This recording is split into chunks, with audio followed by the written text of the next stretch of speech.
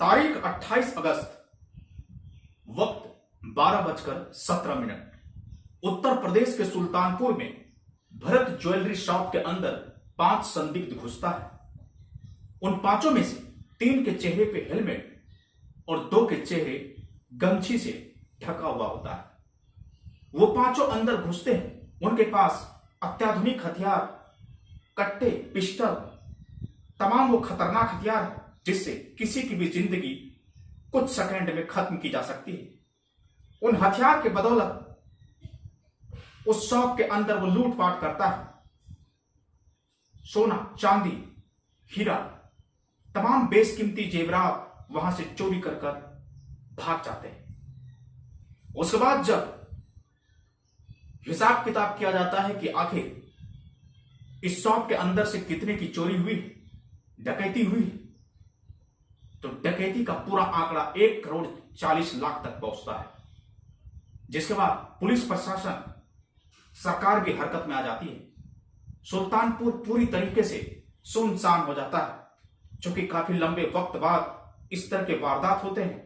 जितने भी महंगे दुकान हैं वो बंद हो जाते हैं, सड़कें सुनसान, हर तरफ बस इसी की चर्चा कि बहुत बड़ी चोरी हुई है और खतरनाक हथियार के साथ वो लोग आए थे। 3-4 दिन बीत जाते हैं। 28 अगस्त, 29, 30, 31। उसके बाद 1 तारीख को इस पूरे मामले में एसटीएफ की तरफ से एक खबर आती है। खबर ये कि इस लूटकांड में 3 व्यक्ति को गिरफ्तार किया गया है। जिसके बाद पुलिस कुछ राहत का सांस लेती है, लेकिन कहानी यहीं तक नहीं रुकता। जी हां, कहानी अब शुरू होती है।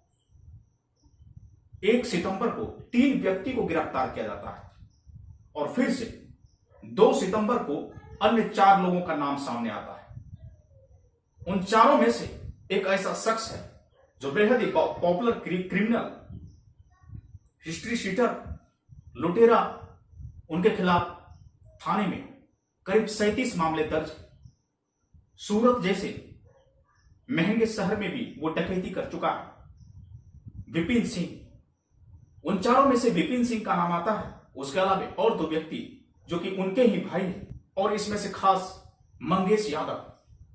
जी हां, मंगेश यादव के बारे में आपको बता दूं कि कोई बड़ा क्रिमिनल नहीं है, मामूली सा चोर, छोटी मोटी चीजें चोरी करना, लेकिन इसके खिलाफ भी 8 मामले दर्ज है। लेकिन इस चोर की यह खासियत है कि आज तक ये किसी भी हथियार के साथ गिरफ्तार नहीं हुआ है, ना ही चाकू के साथ। इनके पास आज तक कोई हथियार नहीं मिले, यानी कि आर्म्स एक्ट इन पर आज तक नहीं लगा है। लेकिन अब जो कहानी आप सुनने वाले हैं उसको सुनकर आपको भी पुलिस पर से भरोसा उठ जाएगा। जी हां, मंगेश यादव के साथ आखिर क्या होता है, यह सब कुछ मैं आपको इस वीडियो में दिखाने जा रहा हूं। लेकिन इसके पहले आप समझिए कि 2 तारीख को यह घोषणा की जाती है कि चारों पर 50-50 हजार का इनाम रखा जाता है। आप देखिए कि किस तरीके से एक शख्स को अपराधी बनाया जाता है। एक अपराधी तो है ही विपिन सिंह, लेकिन इसके साथ मंगेश यादव, उन पर भी 50,000 का इनाम। फिर 4 तारीख को यह 50,000 बढ़कर 1,00,000 हो जाता है। जी हां, 1,00,000 कोई मामूली अपराधी पर इनाम नहीं है। 1,00,000 खतरनाक अपराधी पर इनाम रखा जाता है। और मंगेश यादव, जिसके बारे में मैंने आपको बताया कि छोटी मोटी चोरी क्या करता है, बहुत मामूली सा इंसान, गरीब, घर भी टूटे फूटे, इन पर भी 1,00,000 का इनाम रखा जाता है। और 4 तारीख को विपिन सिंह सरेंडर बोल जाता है। जी हां, जिस विपिन के बारे में मैंने आपको बताया कि वो बहुत ही खतरनाक डकैत है, सूरत जैसे शहरों में भी वो डाका डाल चुका है, करोड़ों की चोरी कर चुका है। लेकिन उसके साथ मंगेश यादव की कहानी आखिर क्या है, जिनके एनकाउंटर ने अब सवाल खड़े कर दिए हैं, और वो सवाल सबूत के साथ सामने आए। जी हां, मंगेश यादव की कहानी यूं है कि एसटीएफ लोकल थानों में लिस्ट तैयार करती है कि इस इलाके में कौन कौन चोर है, उचक्के हैं, डकैत हैं, अपराधी हैं। उसमें से मंगेश यादव का भी नाम सामने आता है। 4 लोगों का जो लिस्ट, उस लिस्ट में मंगेश का नाम जुड़ता है। लेकिन 4 सितंबर और 5 सितंबर के दरमियानी रात जो कुछ भी होता है उसको आपको सुनना चाहिए और समझना चाहिए। 4-5 तारीख की दरमियानी रात करीब 3 बजे एसटीएफ का कहना है कि हमें सूचना मिली कुछ लूट का माल मंगेश यादव बेचने जा रहा है। जी हां, सही आपने सुना। 3 बजे सुबह कौन सा ज्वेलरी शॉप खुलता है और 3 बजे सुबह कौन सा ग्राहक मिलता है, लेकिन मंगेश यादव चोरी किए हुए माल को बेचने जा रहा था। पुलिस ने उन्हें पकड़ने की कोशिश की, उनके साथ और 2 व्यक्ति थे, यानी कि टोटल 3। उन लोगों ने गोली चला दी। एसटीएफ ने जवाबी कार्रवाई में गोली चलाई, जिस गोली से मंगेश यादव की मौत हुई और अन्य 2 व्यक्ति फरार हो गए, जैसा कि एसटीएफ की कहानी में हमेशा होता है। जी, मंगेश यादव की मौत की खबर जब उनके परिवार को लगी, उनको भी बहुत बड़ा शॉक लगा, क्योंकि मंगेश यादव उस रात, जी हां, उस रात अपने घर में सोया था और मंगेश यादव, जिस 28 तारीख की बात हो रही है, 28 अगस्त की बात हो रही है, 28 अगस्त को मंगेश यादव अपनी बहन के स्कूल का फीस भरने गया था। मंगेश यादव भी जौनपुर का ही रहने वाला है और जौनपुर के ही एक स्कूल में वो अपनी बहन के स्कूल का फीस भरने जाता है। उनकी बहन इस बात का दावा करती है कि 28 अगस्त को जिस डेट के बारे में और जिस वक्त के बारे में बातें की जा रही है, उस वक्त हमारा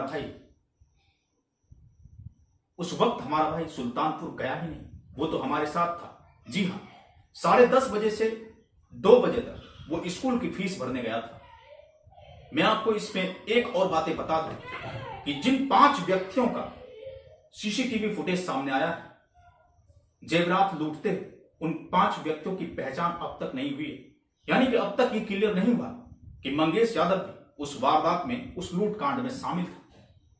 तो मंगेश यादव को किस तरीके से मारा गया, अब ये कहानी सुनिए।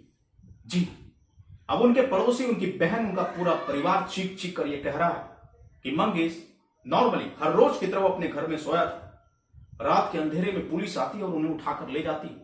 जब घर वाला उसका विरोध करता है तो घर वालों को वो लोग धमकियां देते हैं, फिर उन्हें ले जाकर सुनसान सड़कों पर करीब 4 बजे सुबह उनकी हत्या की जाती है। और उसके बाद पूरी दुनिया को यह बताने की कोशिश की जाती है कि मंगेश यादव एनकाउंटर में मारा गया। 1 लाख का इनामी बदमाश, जी हां, जिसके पास से आज तक कोई कट्टा तक नहीं मिला, कट्टा की बात छोड़, कोई चाकू तक नहीं मिला, वो शख्स 1 लाख का इनामी बनता है और रातों रात उनका एनकाउंटर किया जाता है। लेकिन इसके पीछे की जो कहानी, वो वाकई में सबको हैरान कर रहा है। 28 तारीख को ना ही वो लूट कांड में शामिल था और 4 और 5 तारीख के दरमियानी रात को जो उनका एनकाउंटर हुआ, उस रात में वो अपने घर में सो रहा था, पुलिस उठाकर ले गई और उनकी हत्या कर ली। जी हां, और इस बात में आपको इस मामले में और एक बात आपको समझने की जरूरत है कि मंगेश बेहद ही गरीब परिवार से ताल्लुकात रखता है। अगर वो बड़ा लूट कांड करता तो उनके घर की स्थिति इतनी खराब नहीं होती। जी, मंगेश यादव के बारे में जो एसटीएफ कह रही है, इनके पास से अमेरिकन टूरिस्टर नाम का एक बैग मिला। जी, जो कि काफी महंगा बैग होता है। उनका परिवार कहता है कि इस तरह के बैग का इस्तेमाल इन्होंने आज तक किया ही नहीं। और उस बैग में जो कपड़े दिखाए जा रहे हैं, वो कपड़े बेहद ही ब्रांडेड, यानी कि महंगे कपड़े। बेचारा मंगेश यादव उतने महंगे कपड़े कहां से पहनेगा? उनका पड़ोसी, उनका परिवार चीख चीख कर कहता है कि आज तक इतने महंगे कपड़े इन्होंने पहने ही, तो महंगे कपड़े इनके पास से मिलेगा। और पुलिस कह रही थी कि सोने, हीरा, चांदी, ये सब कुछ बेचने जा रहा है। लेकिन अब जो बातें सामने आ रही है, बात में यह कि केवल चांदी, मामूली सा मात्रा में चांदी उनके पास से मिला, यानी कि यह पूरी तरीके से प्रायोजित है। अब देखना यह होगा कि प्रशासन और यूपी सरकार इस पूरे मामले में क्या संज्ञान लेती है। अगर इस तरह की वारदात देश में होता रहा तो कोई भी व्यक्ति सुरक्षित नहीं होगा। हो सकता है कि कोई पुलिस का विरोध करे तो उनको एनकाउंटर में मार दिया जाए। मंगेश यादव की कहानी भी कुछ ऐसी ही और उनका पूरा परिवार इस पूरे मामले में न्याय मांगने की कोशिश कर रहा है। जी हाँ, अगर आप हमें फेसबुक पर देख रहे हैं तो हमारे पेज को लाइक कर लीजिए, यूट्यूब पर देख रहे हैं तो चैनल को सब्सक्राइब कीजिए, इस वीडियो को ज्यादा से ज्यादा शेयर कीजिए ताकि मंगेश यादव की मौत की असली कहानी पूरी दुनिया को पता चल सके। नमस्कार।